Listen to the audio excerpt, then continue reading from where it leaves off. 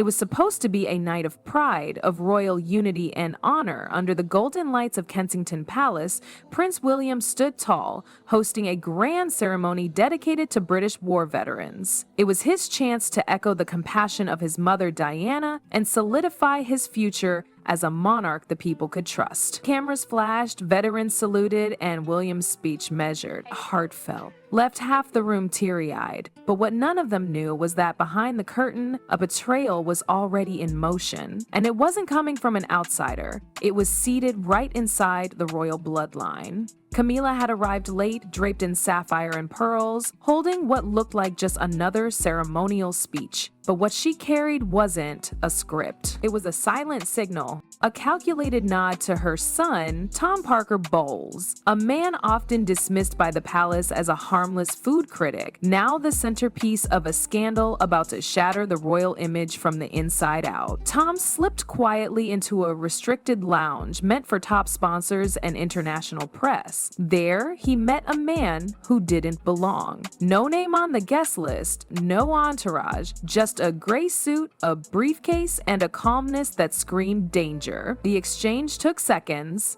A USB drive, an envelope, and a chilling smirk. Tom whispered, "This is how I earn my place," before walking away, smug and unaware that the palace's backup cameras had caught everything. By morning, chaos had erupted. Confidential documents outlining the monarchy's hush-hush project in Zambia, meant to aid post-war communities through a discreet charity, were leaked to a small French outlet. A leak included private financial data, advisor initials, and palace-level planning documents that could only have come from the very top. William's face turned to stone as he watched the footage from the corridor outside the VIP lounge. Camilla's son at his event, selling the monarchy's integrity for media deals and hush money. Camilla remained silent, her face pale, her eyes heavy, not because she was surprised, but because she knew. She had seen the signs. She had chosen to look away.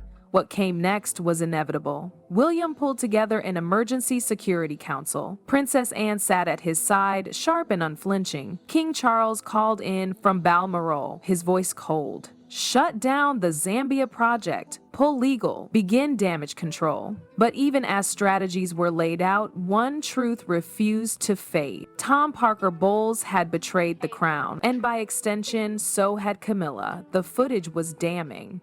Two figures in the corridor, one matching Tom's build. Audio clips were scrubbed for clarity. Phrases like next package, advisor list, and source protection surfaced. Still, there was no public announcement. Not yet. William wanted certainty. He wanted ironclad proof before the storm. The silence didn't help. Social media exploded. Headlines across Europe ran wild. Royal charity leak, who's inside the circle? Parker Bowles named in secret exchange. No outlet dared accuse Tom directly, but everyone knew. And in every royal hall, in every whispered conversation between guards and aides, the name on everyone's lips was his. Tom, meanwhile, disappeared. No public appearances, no statements, just silence. A rented hotel room in Zurich and a new contract with a foreign media company to create a series titled Inside the Royals: What They Hide. His mother's calls went unanswered, and yet back in London, the storm was just beginning to form.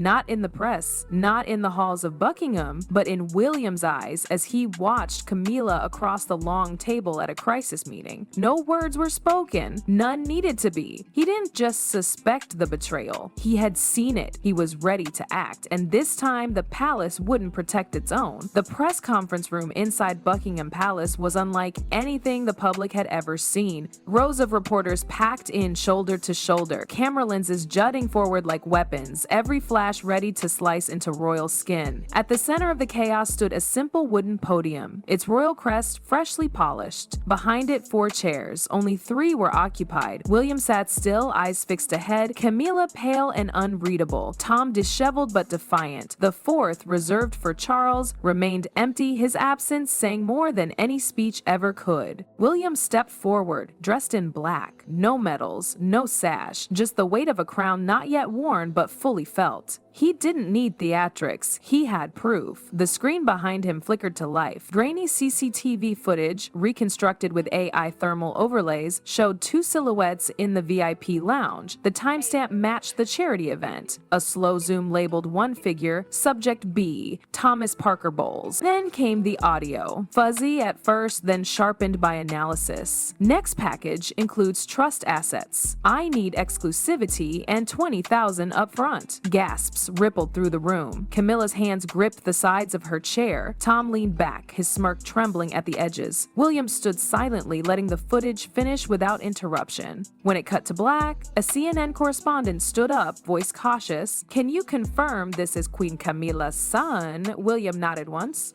"Yes!" The room exploded in questions. Reporters shouted over each other. Camilla stared down at her hands. Tom stayed still, blinking rapidly, and just when the frenzy threatened to drown the entire event, another voice rang out. Calm, commanding. Princess Anne. She walked to the stage, dressed in all black, her voice firm as granite. "I am not here to defend or condemn, but our father taught us, honor knows no kinship. Blood may bind us, but betrayal cuts deeper." The applause that followed wasn't just approval, it was relief. Someone had spoken what the people felt. Someone chose principle over lineage. Tom looked stunned. The crowd had turned, and this wasn't just media theater anymore. This was a reckoning. He stood up suddenly, chest heaving, eyes wild. "You all want a villain?" he snapped. "Fine, but don't pretend I'm the only one with secrets. The palace lives on lies. I just sold one." Silence. The kind that makes rooms colder. Camilla reached for him, instinct overriding duty. One hand gentle, trembling, but she stopped. One touch, and everything would collapse. She lowered it back into her lap. Tom's expression shattered as he realized she wasn't going to save him. Security stepped forward. No handcuffs, no force, just quiet authority. Tom walked out on his own, eyes glazed, jaw clenched. A man who had everything and now had no one. Outside, the public roared. Signs waved in the air. Exile Tom, duty over blood, no mercy for traitors. The digital world was even louder. Exile Tom trended globally. Memes, opinion threads, reaction videos. In less than 2 hours, the monarchy had gone viral for all the wrong reasons and all the right ones. Camila was escorted out next, not by guards, but by silence. William didn't look at her and didn't nod. She walked slowly, as if carrying the weight of a lifetime of choices, each one cracking under her heels. Backstage, William pulled off his mic and slumped into a chair. For a brief moment, his royal mask slipped. No prince, no heir, just a man who had to exile his own kin to protect something bigger than them all. And in that moment, he realized, the crown doesn't shield you from heartbreak. Sometimes, it demands it. Tom disappeared from the public eye. No media sightings, no interviews, no desperate attempts at redemption. He faded into the countryside, settling in a forgotten hamlet in Wiltshire called West Compton. No signal, no paparazzi, just cold mornings, muddy fields, and the creak of an old farmhouse where he brewed tea in silence. The world had turned its back on him, but more painful than the exile was the fact that his mother had too. Inside Buckingham, no official statement ever used the word exile, but a directive made its way through palace channels. Tom Parker Bowles was no longer to be invited to royal functions, included in family gatherings, or acknowledged in event briefings. Even birthday wishes, long a formality for distant cousins and distant scandals, ceased to arrive. The silence was intentional and brutal. Camilla, for the first time in her public life, stepped back from her duties. Citing health concerns, she retreated from appearances, leaving her name out of press captions and her presence absent from the royal schedule. Charles never issued a correction. In fact, during his next televised speech, he swapped the familiar phrase, "my queen," for "our family." A subtle shift that echoed louder than any tabloid headline. Weeks passed. Then came the leak. Not a hack, not a journalist scoop, just a quiet envelope sent anonymously to the Times.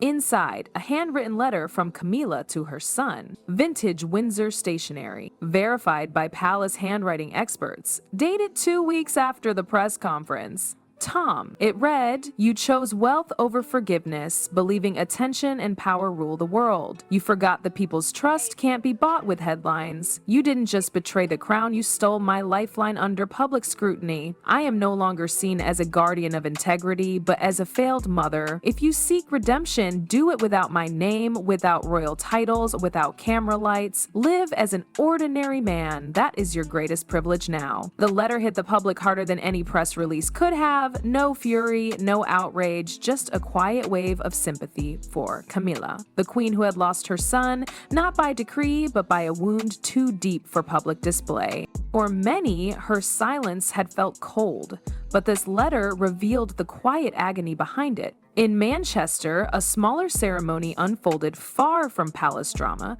Prince William presented a medal to Andrew Lockett, a young veteran whose name had been part of the leaked files. William clasped the medal on Andrew's chest and simply said, "Honor comes from deeds, not blood." Some carry noble names but act ignobly. Others, like you, shine with no crown, no fanfare, no applause, just a heavy silence that carried more weight than any speech. The photos from that day went viral. William, solemn, Andrew, stunned. A single moment that reminded the nation what royalty could mean when stripped of ego. Analysts began calling it a new chapter. The Guardian ran the headline, "William's Monarchy, Duty Over Blood." The New York Times called him the quiet reformer. Charles and William later appeared side by side at a diplomatic summit. William led the introductions, Charles stood behind, Camilla was not present. Tom's name, too, had vanished from whispers and chatter, not erased, just left behind. Back in Wiltshire, Tom stirred his tea, staring at a folded newspaper with William's face on the front. He pulled out a photocopy of Camilla's letter. No tears, no emotion. He fed it to the fire. The flames rose, briefly warmed before flickering out. In Windsor, Charles stood at the window, gazing west. No crown, no robe, just a father remembering a laughing boy now lost to his own ambition. No formal trial, no punishment, just the final truth. Sometimes exile isn't a sentence, it's a silence you never return from.